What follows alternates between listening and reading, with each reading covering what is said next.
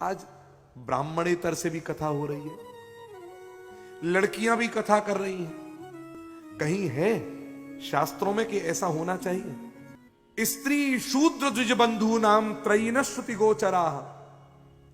माताओं को मेरी बात बुरी लग सकती है और कड़वी भी लग सकती है, लेकिन ये भागवत कथा है, स्त्रियों को करने का इसको अधिकार नहीं है।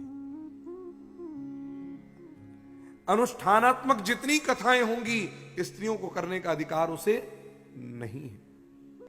अब मदालसा, गार्गी, इनके नाम ले लेकर के अगर कोई चर्चा करता है कि उन्होंने कहां भागवत कही है।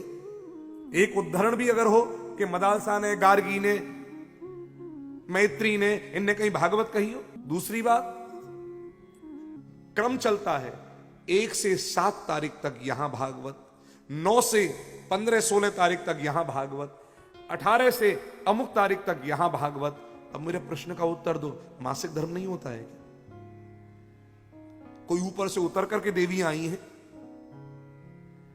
सब भ्रष्टम भ्रष्ट, अहो वो है ना, अहो कष्टम भ्रष्टो हम। इतना ये धर्म भ्रष्ट कर दिया, ब्राह्मण नहीं ब्राह्मणेतर भी कर रहे हैं। मैंने आपको पहले दिन भी उदाहरण दिया था, सूत जी ब्राह्मण, वाल्मीकि भी जिन्होंने रामायण लिखी वो ब्राह्मण, और पूरी भागवत में किसी भी स्त्री को कथा करने के लिए कहीं पर भी संकेत नहीं किया गया है। अब उदाहरण दिया जाएगा कि स्कंद पुराण में जो भागवत का महात्म्य है, उसमें तो लक्ष्मी जी ने भगवान विष्णु को भी कथा सुनाई है भागवत की। हाँ बिल्कुल सुनाई है। स्कंद पुराण के भागवत महात्म्य में 1 महीना में जब भागवत होती है तो भगवान विष्णु कथा सुनाते हैं, लक्ष्मी कथा सुनती है। फिर लक्ष्मी कहती है स्वामी हम भी कथा सुनाएंगे, आ जाओ। लक्ष्मी 2 महीना कथा करती है, भगवान विष्णु कथा सुनते हैं। तो वो लक्ष्मी का उदाहरण लेकर के अगर आज की स्त्रियां कहने लग जाएं कि हम भी कर सकती हैं, तो पहले उनको यह समझना चाहिए कि लक्ष्मी किसी की योनि से पैदा होकर के नहीं आई, वो अयोनिजा है।